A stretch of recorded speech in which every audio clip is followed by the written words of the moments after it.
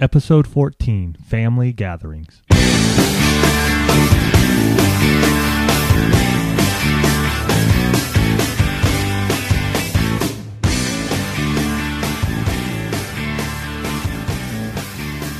Welcome back to One Extraordinary Marriage, where we talk about life, love, and the pursuit of intimacy. You're here with Alisa DiLorenzo. And Tony DiLorenzo. And we're going to be talking to you tonight about family gatherings. Today is Easter Sunday, and so a very happy Easter to all of you. We're doing something a little different tonight for our regular podcast. I'm going to let Tony explain it to you before we go any further. All right, everybody. Hope you've had a fantastic Easter. And this Easter Sunday, Alisa and I, and the family, the kids, we went up to my brother's, who lives in Glendale, about 2.5 hours away from San Diego. And as many of you know or don't know, we like to podcast on Sundays. It's a great way for us to sort of like look back at the week, see what's happened, and look forward to the next week. So this Sunday, since we are driving home, we've decided we'd bring you with us and along with us on our drive home. Since it is a 2.5 hour drive, we figured what a better way than to talk about family gatherings with you while we're driving. So here we go. Here's Alisa. So as we always do, we get caught up on what's happened in the week prior as we start our podcast. And this week, we kind of had some ups and downs. We did. We're at a point where a lot of things are coming to a head in terms of getting our book done and putting together some of our materials that are going to be coming out here in the next month. And we've started going to some of our advisors for input on designs and things like that we are, sort of formulating in terms of the final product. And we got a lot of mixed reviews. We did. This week. And so that was really tough. Tough. It was tough.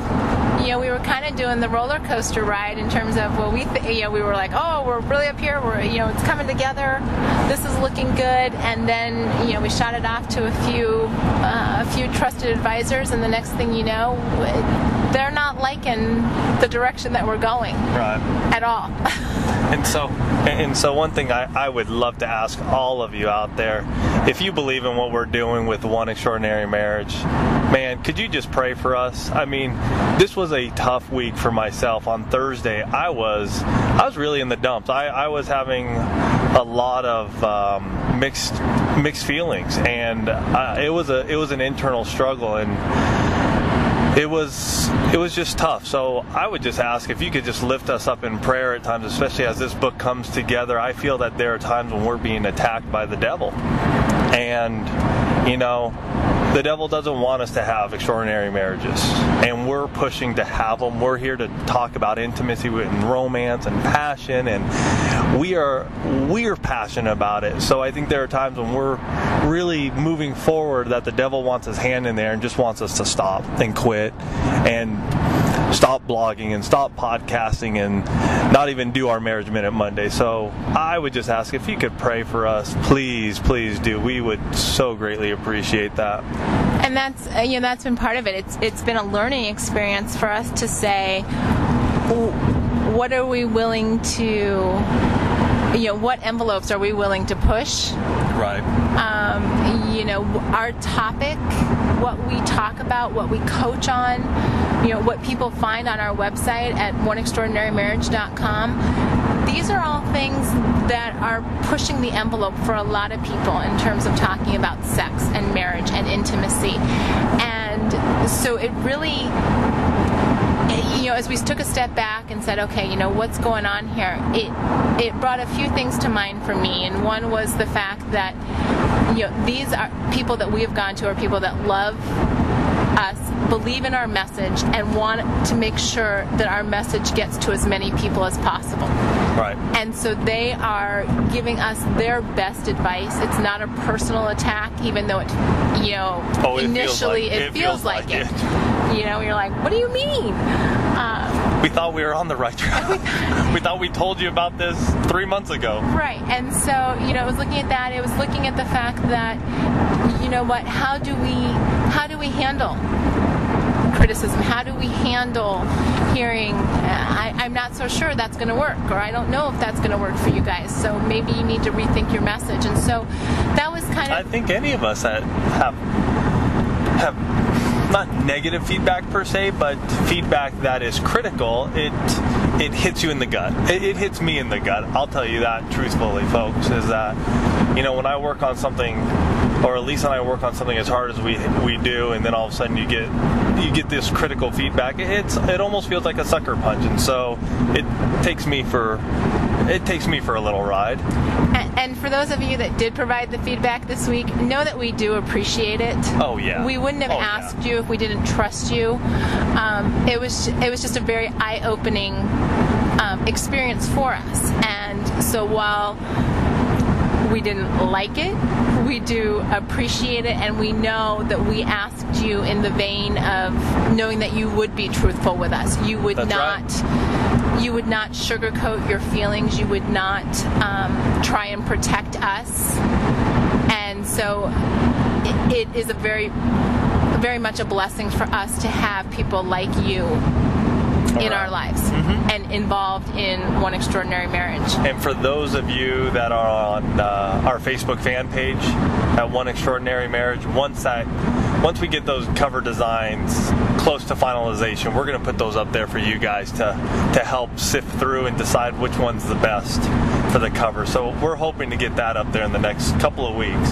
So that was sort of the up and down Tuesday, Wednesday, Thursday, and then Friday night was date night. Which was a blessing. That was the night where I was able to just let go of the week. Well, to tell you the truth. Fortunately for me, it was Tony's night to plan date night.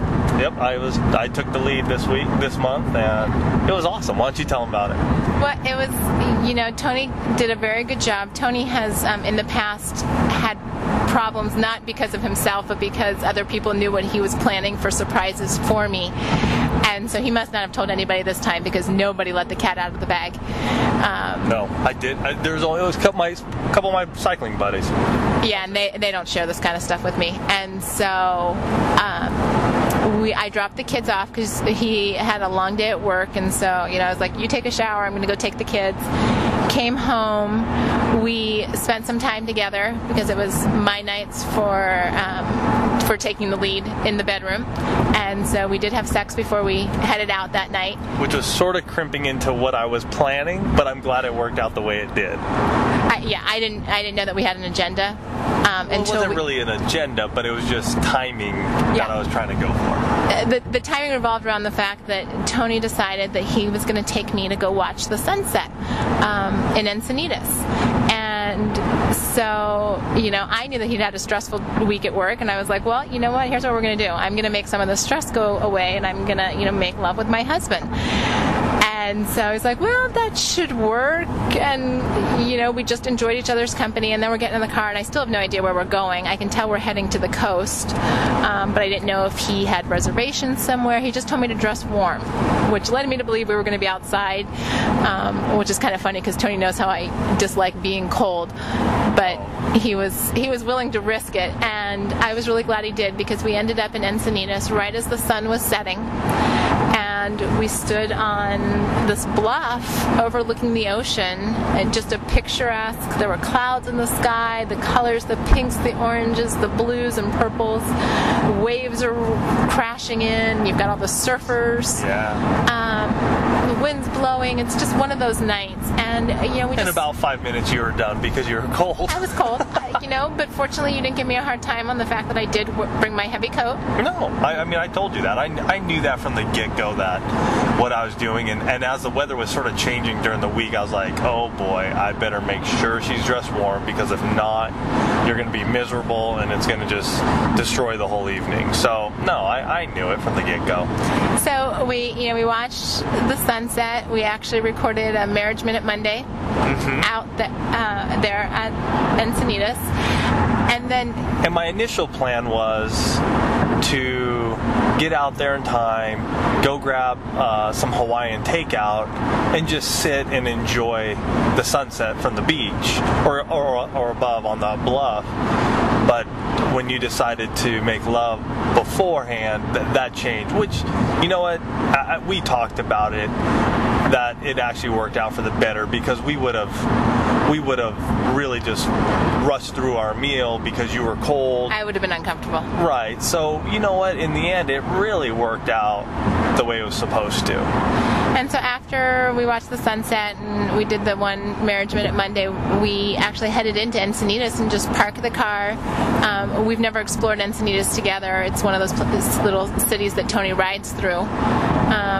Beach city, and so a lot of neat little restaurants, and we walked up and down and we found this brand new restaurant that was opening. I think this coming Monday is their official grand opening. Little place called Asian Diner, and we just sat down and I think it was called the East Village. Oh, East Village. Asian Diner was the little subtitle or or something like that. I think it was East Village Diner? Something. Yeah, I don't know. We don't remember. But what I do remember is just because they're a brand new restaurant, things were taking a little bit longer. Oh, yeah. And so it just really gave us time to sit and talk, which was nice. I mean, we weren't in a hurry, and they obviously weren't in a hurry. Yeah, but as we started getting hungrier, we were talking a little less and trying to figure out where our meal was.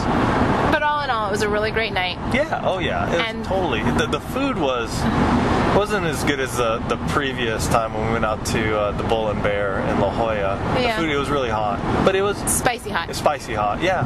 But it was a great evening.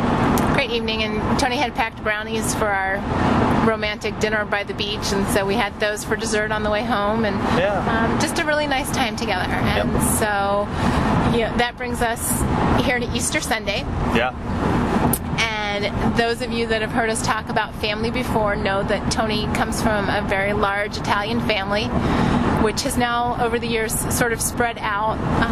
But when we get together, there's no shortage of laughter and food and laughter and a little more food, because no Italian mother or wife wants anybody at the table to go hungry. Ever. So today was very much one of those fun get-togethers. There were 13 of us in Glendale at Paul and Melissa's house, and just a lot of fun. I am very blessed to have married into the DiLorenzos, and it's always been one of those situations where there's never been a lot of drama really at our family get-togethers. And so, it's not anything that we ever look at the calendar and go, oh, I'm never groaning that we're doing a family get-together. And, it was just nice. Everybody brought food, and we actually ate in the courtyard of their condo. And, just a lot of fun. We did an Easter egg hunt. Yeah, let's talk. Some of the highlights for me was the Easter egg hunt. Obviously, our kids were the only 2 kids there. All my cousins are not around, so it was really fun. The highlight for me was lounging around. It wasn't a super warm day, but just lounging around with my uncle and my dad and my brother on some of those couches down there in the courtyard.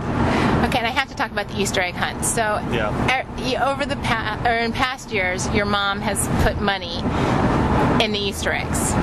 Yep, the kids know it. And the kids know it. Your dad knows it. Your brother knows it. You know it. You know what? I totally forgot about it, though. I was just looking for eggs.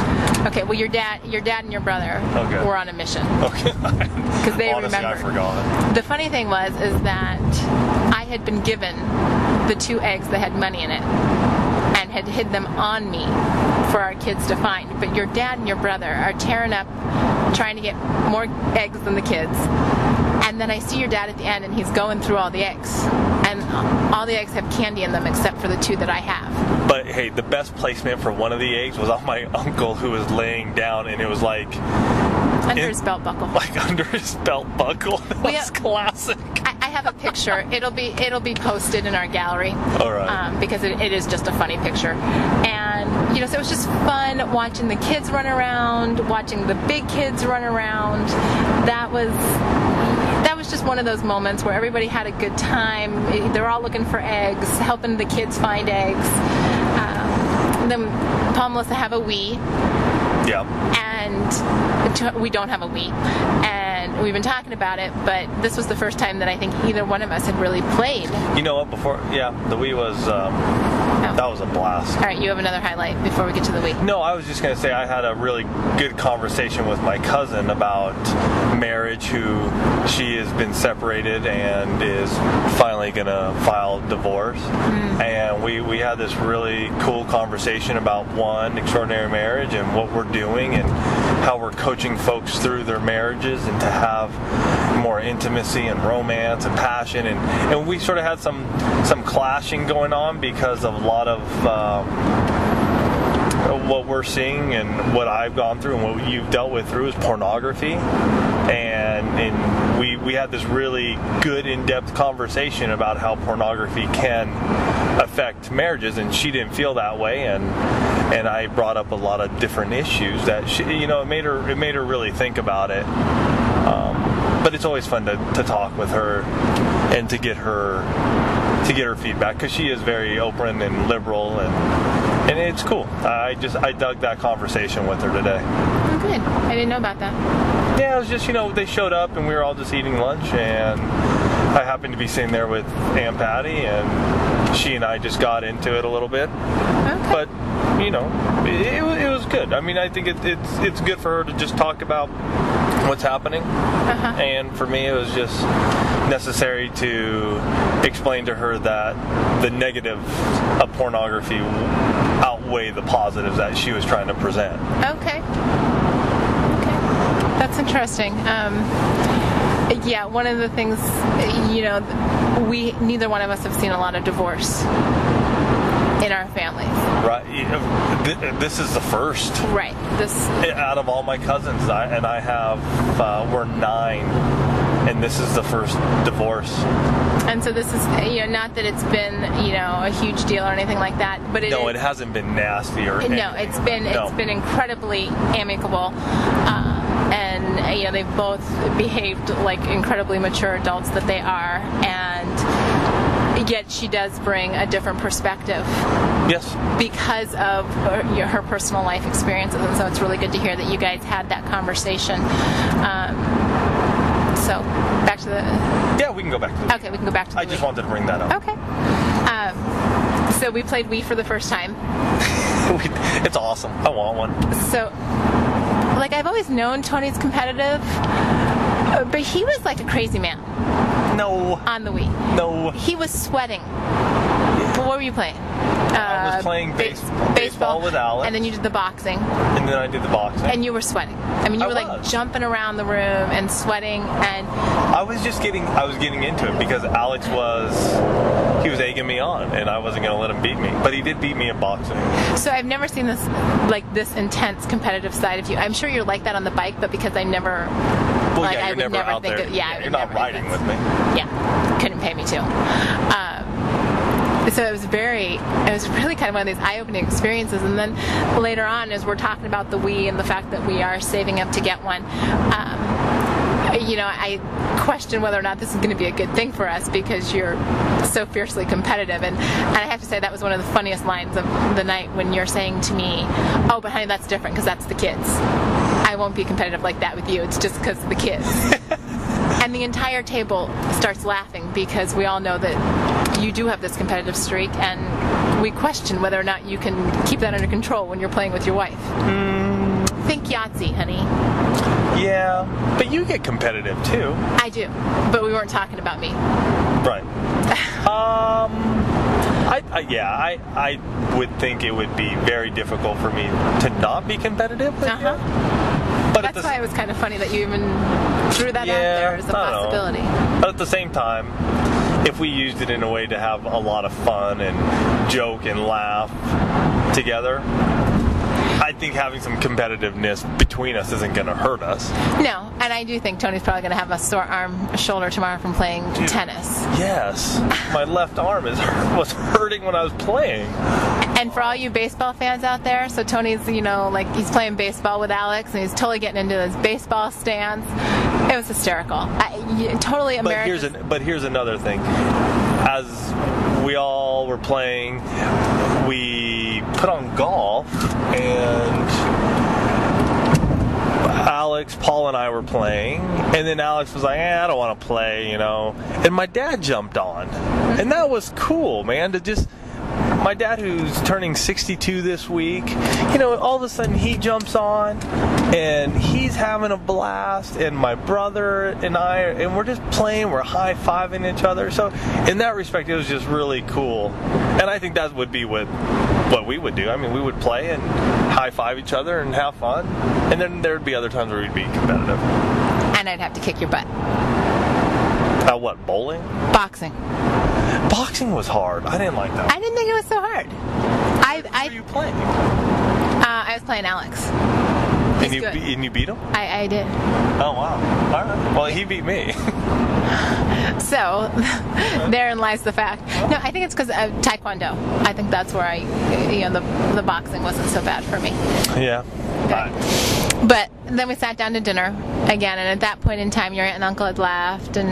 Yeah, and like Alisa said, there's never a shortage of food, so even though we're having lunch at about 12:30, 1 o'clock, we also have to have dinner at about 6 o'clock again.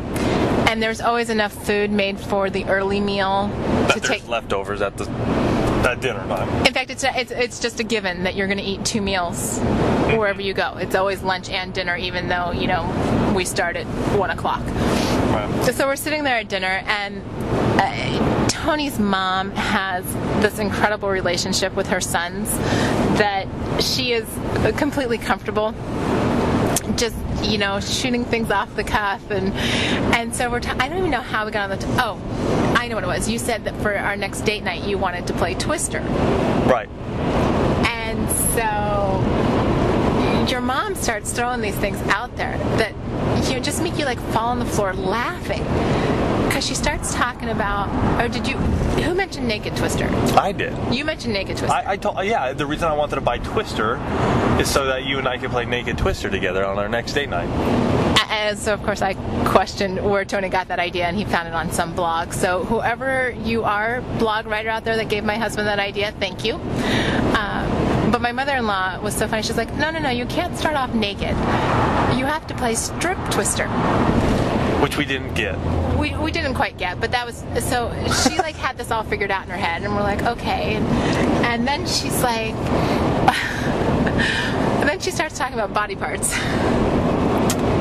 Yes, I don't know how we moved from Strip Twister to that very quickly. But she's talking about how body parts are going to go on different colors and things like that. Well, specifically 2 breasts on yellow and green. Right. And there's one of those things. So my sister-in-law and I are sitting next to each other. The 2 guys are sitting next to each other. How does it make you feel when Mom starts talking like that? Well, I think it's kind of funny because we just celebrated your mom's birthday. Yep. And so she just turned 58. Happy birthday, Mom. Yep. And happy birthday a couple days early, Dad. And I think it's great that your mom has that relationship with you guys to be able to share, just to kind of throw off whatever's on her mind. Secondly, I think it's really great that she has a relationship with us girls, the wives, that she doesn't feel like she can't say that in front of us. Then finally, it just makes me laugh. She wasn't always that way. She wasn't always that way, and your dad's definitely lightened up, because your dad used to want to get up from the table. Yeah. If the conversation ever got on the topic of sex, and yet, so he's standing there. He's just saying, he says something to the effect of, "Can you believe your mother?" And Melissa and I are just like, did she just say that? Did she really just did that pop out of her mouth? And you and Paula are over there laughing.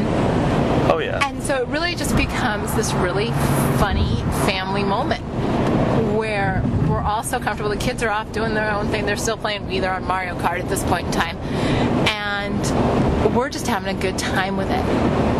And that's really been one of those things that I think we've all benefited from.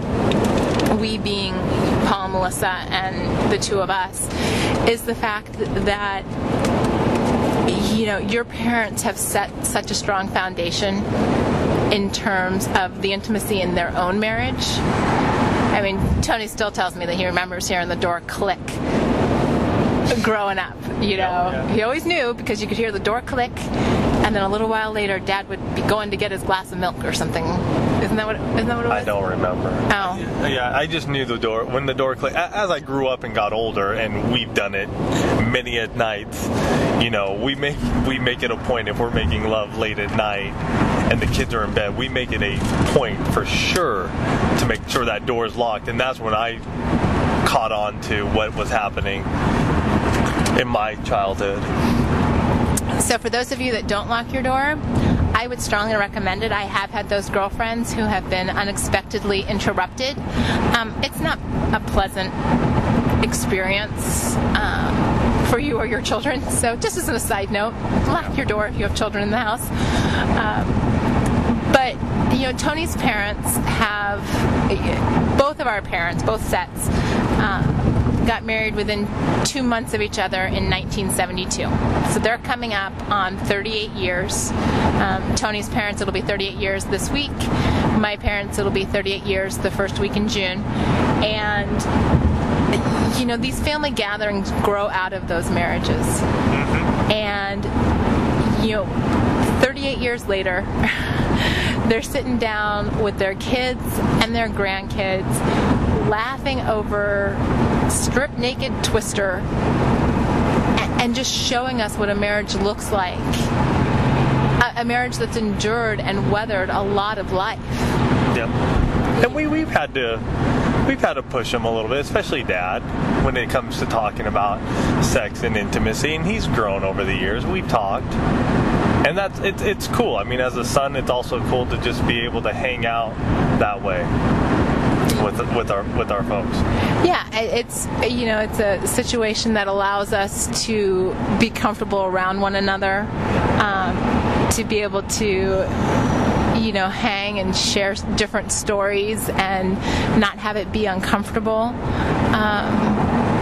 And so we're really fortunate that when we get together as a family, these are the kinds of funny moments that we have. We sit around, we play the games, we eat the food, and we really connect on more than just a, hey, how are you doing level. It's really... Yeah. It is. And I'm just, as we're sitting here driving and I'm thinking, I just wonder what your guys' family gatherings are like. What's the dynamic in your family? And... is it awesome like what Alisa and I have experienced with ours? And don't get me wrong, we have our moments. I mean, even just having Easter at my brother's, there were some moments where we didn't know what was happening, so there's a little tension that gets involved with our lives. But what's your family gathering like, and the dynamics? I would love to know and hear. And what can you do in your own marriage and your own families if you have some in-laws or even your own parents that are causing some stress in your life? What can you do to open up and talk to them and to ease the family tension? Because I know we've had it in the past, and I think it's episode 5, Power of Prayer. I forget which episode, but I know it's Power of Prayer when I talk about just praying for my dad and for me to have each other be able to have this relationship where we can say I love you to each other. So I'd like to hear back from you folks. What's your family dynamics like? Yeah, because no two families are going to have the same dynamic. There are too many personalities, and the reality is that every family is dysfunctional in their own way.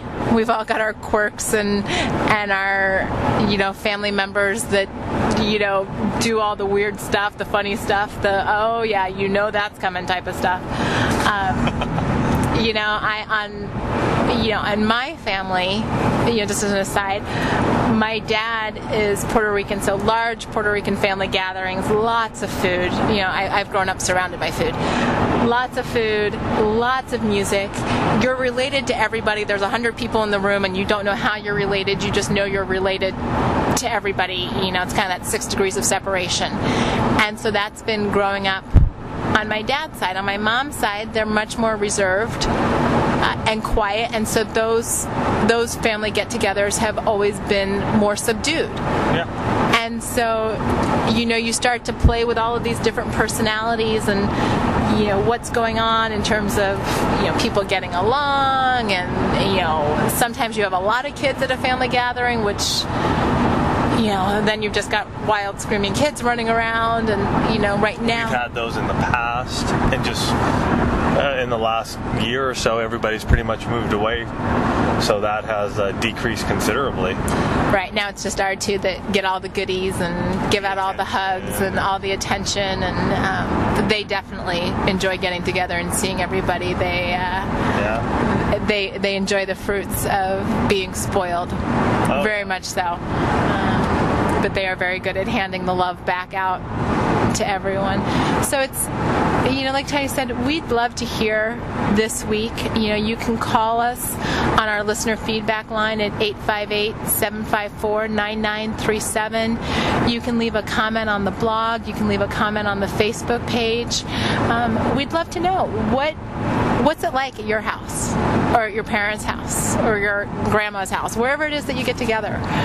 Whether it's Easter or Thanksgiving or Christmas or birthdays. What do you guys do? What's the fun thing that you do together? Or what's the crazy? There's every family's got their traditions in terms of food or music. Share it with us. You might have a spark that starts a family tradition in someone else's house. For us at Thanksgiving, Alex's kindergarten teacher had this really awesome apple pie recipe. She is now a permanent part of our Thanksgiving tradition because I make her apple pie every year at Thanksgiving.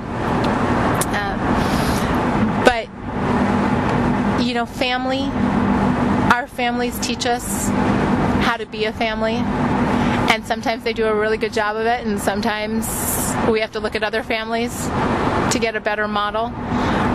And the same thing is true for intimacy. We learn from those that are around us, and what we learn we pass on to the next generation. So as you are going into this week, listening to this podcast, think about those family gatherings and the legacies that they're leaving, and how you want that to impact your children and your children's children, because someday your grandchildren, it's like I think about it now because Abby's talking about all the kids that she's going to have when she's older, and I think about what's that going to be like. What are our family gatherings going to be like in 30 years? What are we going to be celebrating? How are we going to be relating to our in-laws?